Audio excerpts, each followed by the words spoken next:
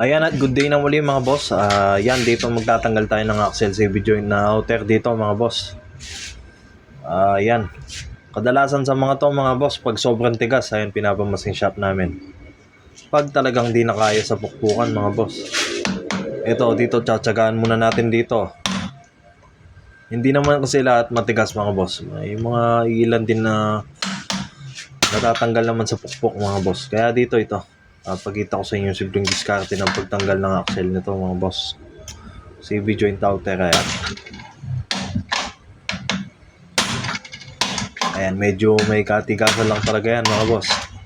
Talagang tsaga-tsaga sa pagpukpok niyan mga boss. Ayan. Pang ano nga pala to mga boss, pang Toyota Altis nga pala to. Ayan. Malagatok na yung ano niya pag naliko ng nagmamaneho paliko na sagad yan, naglalagapukan. Tak tak tak tak tak gumagano yan. Parang mga bearing sa loob mga boss. Yan. Ang look na. Kaya yan, palitan na yan mga boss.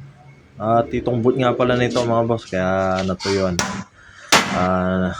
Nalapak. Ayan, tanggal na mga boss. Ayan, ganun lang yung proseso ng pagtatanggal nito mga boss.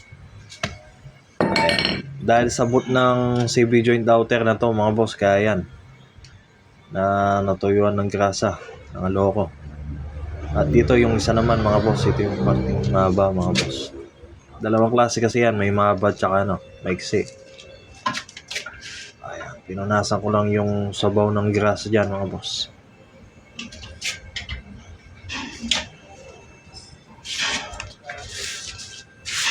Ayan, ganyan lang ginagawa namin sa pagtanggal nito mga boss. Pag talagang di na kaya, doon namin dinadala sa machine shop. Pag talagang ginawa na namin yung lahat, ayaw pa rin matanggal, doon namin talaga ipapamachine shop. Pero yan, hanggat maaari, kung kayang tsagayin, tsatsagayin muna namin mga boss. Ayan, kamukha nung isa natanggal na.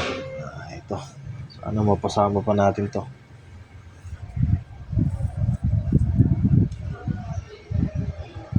Kaya yan mga boss, kung yung boot nyo, CB boot ng outer mga boss, at saka yan, pati yung inner mga boss, kung may lapak na yan, huwag na kayong magtipid mga boss. Papalit nyo na, magkano lang din naman yung boot na yan. Tapos sa labor, hindi naman kamahalan din yan. Kasi mas malala pag natamahan pa yung CB joint natin, mas madobling gastos. Ay, mapapamura ka na lang dahil sa gastos. Ay, kumuha lang ako ng basahan dito mga boss, gawa ng madulas yung paghahawak ko dito, lalo na sa martilyo, baka dumulas. Kailangan ng pwersadong pukpok dyan mga boss. Tamo, nanuwarin mo na, papaunanin nga po din. Papakain na yan. Papakain na nga ako, papadalas na. Bukas niya siguro ito na.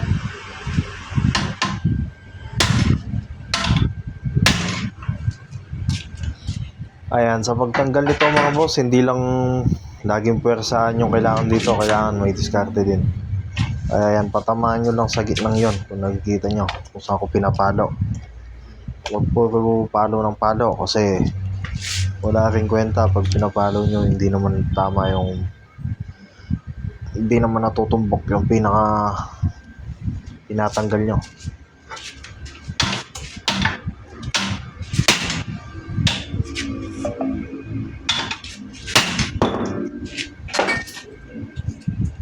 Yun, suwabe, tanggal.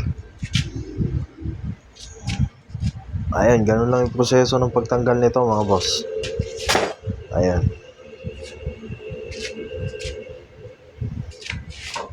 At yan, nilinisin ko na yan para mailagay ko na yung mga bagong CV joint mga boss. At syempre tatanggalin natin yung lumang boot. Ayan yung CV joint boot, CV boot.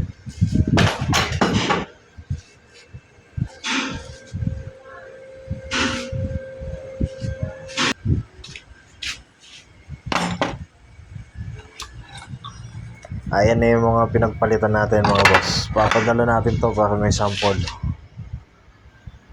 Kailangan kasing sample dito mga boss.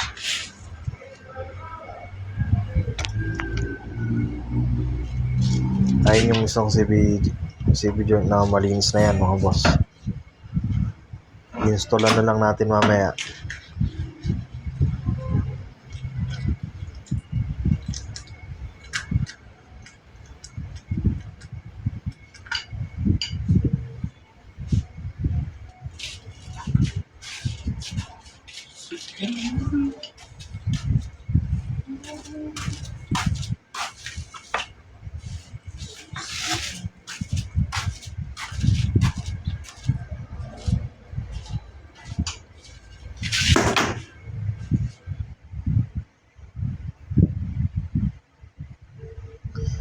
Yun mga boss, sana may natutunan kayo mga boss.